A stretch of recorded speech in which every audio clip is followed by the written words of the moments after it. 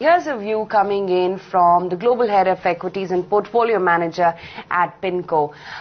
Virginie, hi, morning. Good to have you on the show. What is particularly looking fertile to you right now, and where would you place your bets? Well, I think what you're seeing in the markets is, given the fact that valuations are quite fair, you have pockets, or what I call air pockets, and that offer opportunities in terms of, volatility. And I think really, if you look at the next 3 to 5 years, you'll continue to have that. So a lot of opportunity in equity markets, given the secular outlook, but you have to be able to take advantage of those short-term volatility. Clearly, at this point, the markets have done, quite well. The clear areas of cheap valuation is emerging markets. Yeah. And we see some good reasons for that. China is, as you know, under pressure in terms of growth. I think that we're maturing, or we're transitioning towards its new phase of growth with a lot of leverage in the system now, but also, anti-corruption measures, anti-pollution measures, and a lot of changes around the new government. Now, according to you, emerging market valuations are looking good.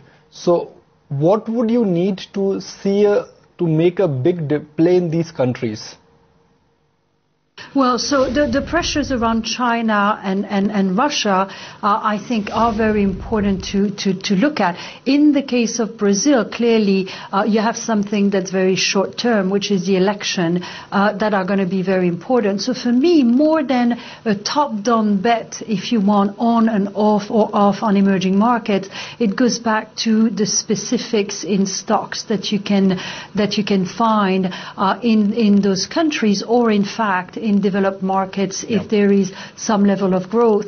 So again, what is really interesting is our view on the secular, and how, given the desynchronization that you're seeing around the world, now that the depth of the crisis is behind us, thinking about monetary policy normalization, all of this on a 3 to 5 year basis points to a quite slow level of growth.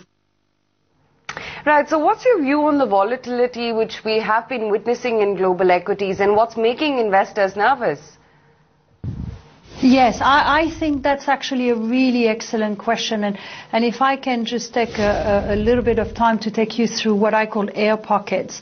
What you have is a situation where you are coming from very, very cheap valuations. So if you go back to the lows of 2009, the markets have rallied a lot, and we are now fairly valued, except if you look at valuations in emerging markets, as we've just discussed, but in a framework where you still have quite a bit of uncertainty and risk.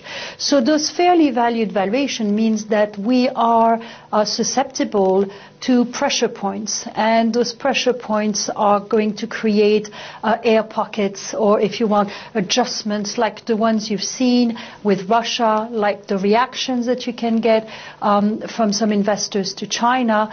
Actually, the slowdown in China, I thought, was pretty clear, and will probably continue in light of the anti-government, anti-corruption, anti-pollution, and new government, trends that are going on there, combined with the high leverage. So I think we're not saying that there's no opportunity in China, but I think, you have to take your entry point, because the volatility will throw out some really good opportunities to you. I think going forward, in an environment that at PIMCO, and we just had a secular forum here at PIMCO, looking for, what we call the new neutral, i.e. with rates in the U.S., real rates going towards zero. We believe that this is an environment where growth is going to be moderate, inflation is going to be moderate, real rates are going to be very low. And in fact, if you look at 100 years of history, it has been quite the norm to have zero real interest rates in an environment where you had a lot of leverage and low growth. So we think that that's definitely something that's going to be with us for the secular outlook of 3 to 5 years. All this said, you will be able to find opportunity, because it's going to be an environment from that inflation growth standpoint, that's quite stable. But you have to pick your entry point and use those volatile period to add to portfolios when you see them. Broadly, what is your take on global economic recovery, especially recovery in US and Europe, and what are the key global risks according to you?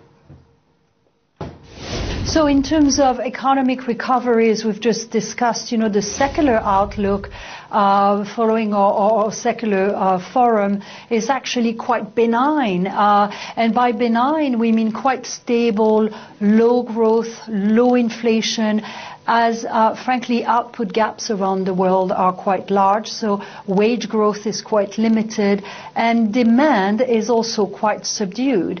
All of this creates an environment that we call the new neutral, if you want, in terms of real rates. That doesn't mean that there is no opportunity. So in the US, for example, there are some healing going on that's ahead, I would say, of some of the other countries.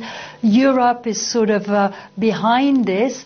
We're in a situation there where we could see more QE, we could see another rate cut, and of course Japan is in a different position where we'll probably get more QE in the summer if in fact growth does not materialize. So you have a desynchronization of the economies around the world, and emerging markets being, if you want, in the last bucket with the tapering impacting the outlook there, and constraining demand in particular. In China, I think growth will continue to slow down. China is such a large country and a large economy now that it doesn't have to be bad for the world, but expectations probably have to come down to a level that is more appropriate. And as you know, Li Keqiang came with this 7.5% target at the beginning of the year, and given the current environment, it's going to be very interesting how China can achieve that growth, and we think it's going to probably be more in the range of 6 to 6.5%.